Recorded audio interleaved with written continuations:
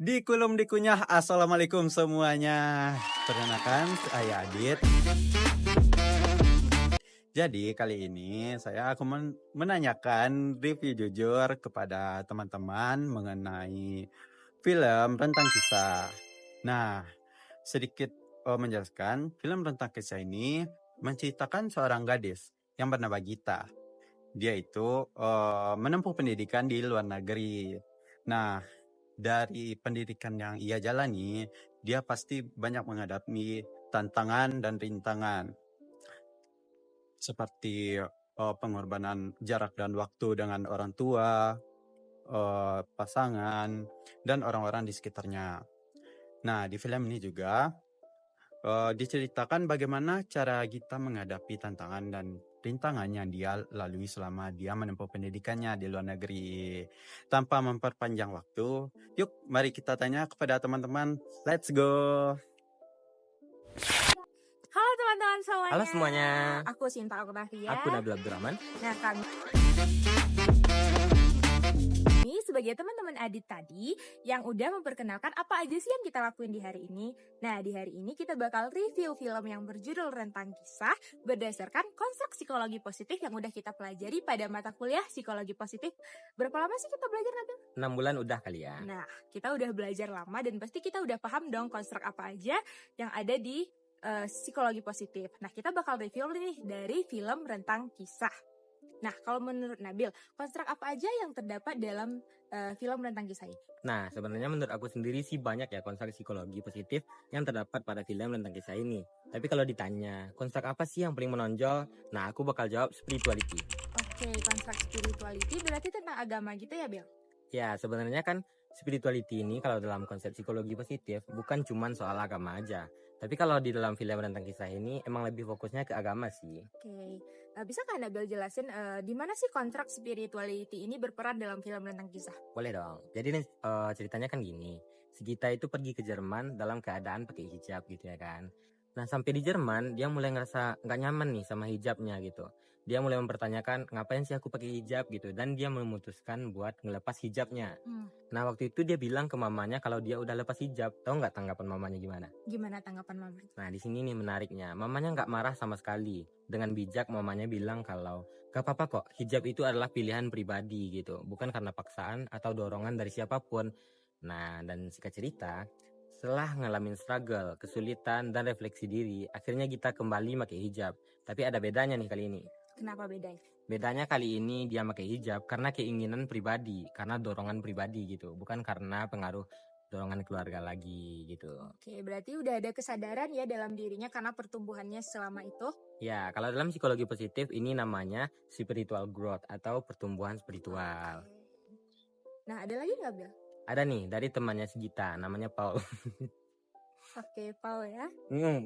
Jadi si Paul ini kan, selama 20 tahun dia hidup, dia selalu mempertanyakan apa itu agama gitu. Dia nggak pernah yakin sama yang namanya agama. Oke. Tapi setelah ketemu Gita, akhirnya dia mulai terbuka sedikit demi sedikit tentang agama. Dia mulai nanya-nanya ke Gita, agama Islam itu apa sih gitu? Cara salat itu gimana sih? Nah, dan pada akhirnya dia masuk Islam dengan cara mengucapkan 2 kalimat syahadat. Tentunya tanpa paksaan dari siapapun ya. Berarti si Paul ini awalnya nggak ada ya spirituality dalam dirinya? Nggak ada, dia nggak percaya agama sama sekali malah. Oke. Nah gitu ya kalau menurut aku. Nah kalau menurut Cinta sendiri, konstruk psikologis apa yang Cinta temuin selama nonton Rentang Kisah? Nah, kalau aku sih dari awal tuh aku udah kelihatan konstruk love, Nabil. Love gimana? Love, cinta. Nah, kalau dalam psikologi positif kan kita ngejelasin cinta ini dalam teorinya Sternberg. Sternberg beranggapan kalau cinta ini memenuhi 3 komponen. Yang pertama ada komponen intimasi, komponen passion, dan komponen komitmen. Nah, kalau dalam hubungan kita ini kan dia berhubungan dengan Robi ya di Indonesia. Oh mantannya itu ya? Oh iya, mantannya bernama Robi. Nah, setelah dia ke Jerman melanjutkan studinya, dia mulai menjalani hubungan LDR dengan Robi ini. Awalnya mereka berhubungan dengan baik, namun lama-kelamaan Gita mulai merasakan hal yang berbeda. Gimana tuh? Nah, si Gita ini merasakan ada yang aneh dari Robi ini. Dan pada akhirnya, singkat ceritanya, si Robi ini ternyata mengaku berselingkuh dan mereka tidak sanggup untuk menjalani hubungan LDR dengan Gita. Nah, di sini kita bisa nilai ya, kalau dalam hubungan LDR berarti itu intimasi yang kurang kalau dalam teori Sternberg ini. Nah, sedangkan Robby yang berselingkuh dan mengaku tidak kuat dalam LDR itu merupakan suatu komitmen yang udah luntur dalam hubungan mereka dari Robby-nya sendiri. Nah, jadi memang kalau kita nilai dari teorinya Sternberg, terutama dalam 3 komponen tadi, itu sangat berperan di hubungan mereka ini. Setelah mereka putus, itulah Gita yang mengalami terluka dalam atas apanya yang dilakukan Robby itu. Wah, menarik banget ya kalau dibahas dari konsep-konsep psikologis yang dua ini. Tadi ada love dan juga spirituality. Ya. Nah, kayaknya sekian aja dari kami ya. Ya, sekarang kita tanya nggak sih ke teman-teman yang lain? Pasti banyak dong konstruk psikologi positif apa aja yang terkandung dalam film Rentang Kisah ini. Ya boleh sih, aku juga penasaran. Nah, sekian dari kami. Kita tanya ke teman-teman lain ya, teman-teman. Dadah! Dadah! Halo guys, aku Andrea Berliani. Nah, jadi di sini aku bakal ngebahas konstruk psikologi positif apa lagi sih yang ada di dalam film Rentang Kisah yang dibahas teman aku tadi, Adit. Jadi, konstruk psikologi positif yang bakal aku bahas yaitu positive response tools. Positive response tools itu merupakan tanggapan positif terhadap momen kehilangan. Nah, kalau dalam film Rentang Kisah ini, Gita itu kan mengalami 2 hal yang berat. Yang pertama, dia itu putus dan kehilangan pacarnya. Dan yang kedua, dia itu gagal di akademiknya. Dan coolnya Gita ini gak nyerah gitu aja. Dia gak ninggalin kesedihannya gitu aja. Dan dia bisa ngelewatin dan ngejalani hidupnya. Nah, dalam psikologi positif itu ada istilah namanya post-traumatic growth. Post-traumatic growth itu merupakan momen ketika seseorang berhasil menemukan makna setelah dia melalui atau melewati pengalaman negatif atau pengalaman yang tidak enak. Nah, kalau si Gita ini setelah dia mengalami momen kehilangannya, justru dia berhasil bangkit dan dia berhasil mencintai dirinya sendiri lebih dalam. Dan momen kehilangan itu ia jadikan titik balik untuk bisa menemukan arah hidup yang lebih mendalam dan lebih baik. Konsep psikologi positif selanjutnya itu adalah resilience, yaitu kemampuan psikologis dan emosional. Nah, jadi Gita itu setelah lulus SMA merantau ke Jerman, dan di dalam perantauan itu dia sangat struggle dengan hidupnya, mulai dari homesick, kemudian dia academic pressure, terus dia juga bentrok nilainya, serta dia juga sempat krisis identitas. Tapi Gita itu justru bukan menyerah, dia bisa melewatinya dengan baik. Nah, menurut Seligman, Bapak Psikologi Positif, resilience itu dibentuk dari 4 hal. Yang pertama itu optimisme, yang kedua itu regulasi emosi, yang ketiga itu kepercayaan diri, dan yang keempat itu kemampuan untuk menyelesaikan masalah. Dan keempat-empatnya ini ada banget di Gita gitu. Nah, setelah banyaknya tantangan yang dia lewati, misalkan saat dia gagal ujian, dia justru gak ngedrop, dia malahan bisa bangkit, justru dia bisa berhasil menemukan solusinya. Misalkan dia mulai belajar lagi dan mencari relasi positif yang mampu mensupport dia dengan apa adanya gitu. Oke guys, mungkin konsep psikologi positif itu yang bisa aku sampaikan. Selanjutnya saya kembalikan kepada teman saya. Dadah! Oke guys, kembali lagi dengan Adit. Mungkin langsung saja ya. Kalau menurut aku, konstruk psikologi yang ada di dalam film ini, rasa syukur atau gratitude. Nah, ini bisa kita lihat dari kisah Gita dan keluarganya, di mana kisahnya itu bisa menjadi pengingat bahwa kebahagiaan itu tidak hanya datang dari kelimpahan, akan tetapi bagaimana cara kita bersyukur dengan hal-hal kecil yang ada di dalam kehidupan. Nah, di film ini ada diceritakan ada masanya keluarga Gita mengalami krisis ekonomi. Akan tetapi, ibunya Gita tetap menghadapinya dengan respon positif. Seperti tetap ceria, memberi semangat kepada keluarganya, dan memberi kata-kata dengan penuh harapan. Dan juga, ibunya Gita menghargai hal-hal kecil yang didapati Gita selama dia menempuh pendidikan di luar negeri. Nah, dari hal-hal itu, ini juga menjadi alasan agar kita tetap bersyukur. Nah, dari kacamata psikologi, ini menunjukkan bahwa rasa syukur atau gratitude dapat meningkatkan kesejahteraan psikologi, di mana orang yang cenderung bersyukur, dia akan lebih optimis dalam menghadapi masa depan, lebih bahagia, dan memiliki relasi sosial yang kuat. Nah, Jadi dari film ini kita bisa menyimpulkan bahwa film ini tidak hanya menyajikan cerita, namun juga memberikan pelajaran. Oh, pelajarannya yaitu dalam menghadapi masa sulit, kita juga bisa memilih untuk melihat cahaya, di mana kita bisa bersyukur dengan apa yang ada di sekitar kita, walaupun itu sangat kecil. Film ini juga mengajarkan bersyukur itu bukan hanya soal apa yang kita punya, tetapi bagaimana kita menghargai hal-hal kecil yang ada di dalam kehidupan kita. Jadi, kisah Gita dan keluarganya ini juga memberikan cerminan agar kita tetap bersyukur, di mana cara untuk mendapatkan kebahagiaan itu cukup sederhana, agar hati kita bisa bersyukur dengan apa yang kita punya. Mungkin sekian dari saya, kita lanjut ke penjelasan selanjutnya. Dadah.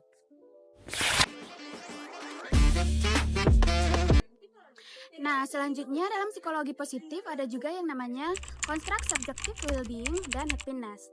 Nah, dalam film Rentang Kisah ini itu diperlihatkan bagaimana kita bisa mendapatkan kebahagiaannya. Nah, dalam film ini tuh kebahagiaan kita itu bukan berasal dari kebahagiaan materi, tetapi berasal dari relasi dia yang bermakna dan cara dia untuk menempatkan diri. Bisa dilihat dari di mana kita merasa bahagia ketika bercengkrama bersama teman-temannya, bercerita tentang hidupnya bersama dengan Paul, dan dalam scene terakhir itu diperlihatkan bagaimana Gita ini merasa sangat amat bahagia ketika dia berhasil membawa ayahnya yang telah lama tidak pulang untuk pulang ke Indonesia dan bertemu dengan ibu dan adiknya. Selanjutnya ada yang namanya hope dan juga optimisme.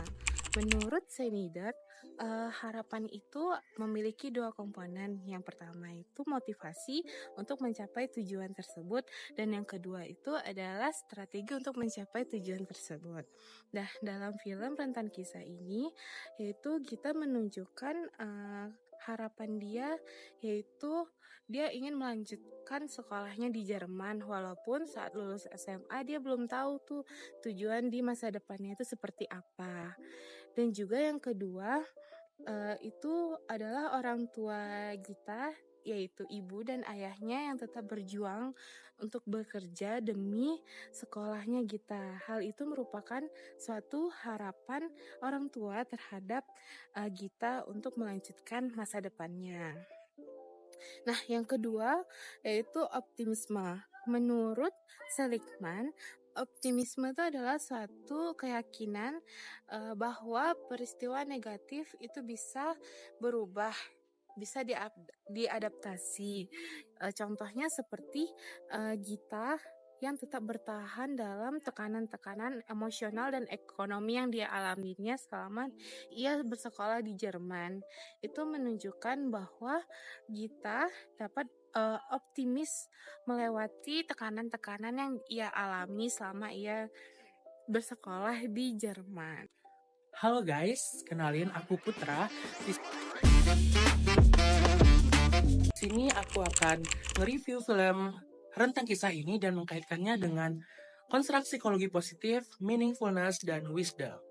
Oke, terlebih dahulu kita akan mengkaitkannya dengan konstruk meaningfulness. Ngomong-ngomong soal meaningfulness, aku jadi ingat sama satu konstruk di mana Gita itu mengetahui kalau pacarnya selingkuh dengan orang lain. Nah, di situ Gita itu merasa terpuruk, hancur karena dia sudah sayang banget gitu kan sama Robby si pacarnya ini, tapi malah hasilnya diselingkuhi oleh si Robby sendiri. Itu membuat dia menjadi terpuruk, rapuh, sedih. Namun tak lama sesudah itu Gita bangkit, dan di sana juga lah dia menemui makna dalam hidupnya yang sangat besar gitu dari kejadian perselingkuhan si pacarnya tadi. Nah, sama bisa kita kaitkan dengan teori dari Michael F. Steger yang mengatakan bahwa meaningfulness itu muncul dari adanya signifikansi, tujuan, dan koherensi. Nah, setelah putus, kan kita mulai sadar tuh bahwa hidupnya nggak boleh tuh berketergantungan dengan orang lain, yaitu pacarnya ataupun siapapun itu. Nah, dia mulai dan setelah itulah dia mulai fokus terhadap masa depannya, seperti kuliah, pekerjaannya, dan gimana dia cara bertahan hidup di negeri orang, seperti itu. Nah, dari sinilah dia menemukan makna dalam perjuangan dan kemandiriannya dalam bertahan hidup di negara orang. Oke, selanjutnya kita akan kaitkan dengan konstruk psikologi positif yang selanjutnya yaitu wisdom.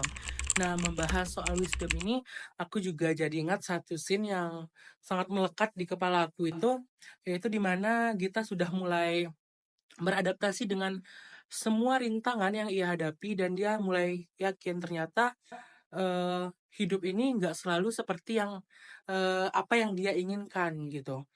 Nah, di Jerman kan kita harus cari cara tuh buat supaya bisa bertahan hidup di sana semenjak catering ibunya sepi gitu. Dia sempat menelpon ibunya dan menanyakan kabar ibunya, lalu ibunya mengatakan, "Nak, kamu hemat-hemat ya di sana. Mungkin bulan depan ibu nggak bisa ngirim uang untuk kamu lagi karena catering kita lagi sepi," gitu kan.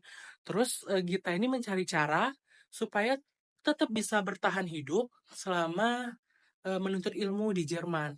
Nah, cara-caranya itu di antara lain yaitu kayak dia tuh mengumpulkan botol-botol bekas yang ada di tong sampah jalanan di Jerman dan kemudian dijual kembali kepada orang dan ya hasil dari jualannya itu yang digunakannya untuk kebutuhan hidupnya kayak makan ataupun lain-lainnya selama di Jerman itu. Nah, cara lainnya juga dilakukannya dengan teman-teman dia yang ada di Jerman, teman-teman Indonesia yang juga kuliah di Jerman ya. Nah, mereka sama-sama cari kerja di Jerman dan ketemu satu pekerjaan di restoran Indonesia.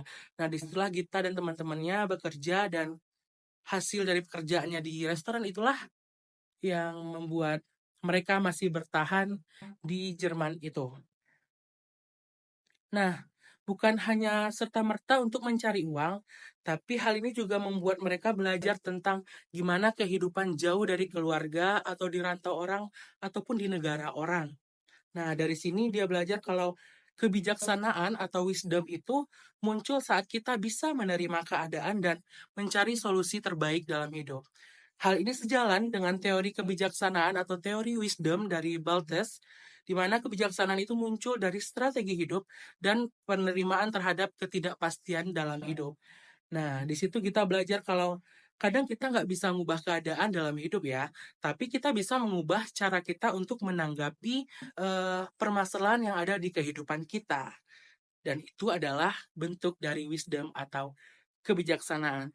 Mungkin itu yang bisa aku bahas dari film Rentang Kisah dan mengkaitkannya dengan meaningfulness dan wisdom.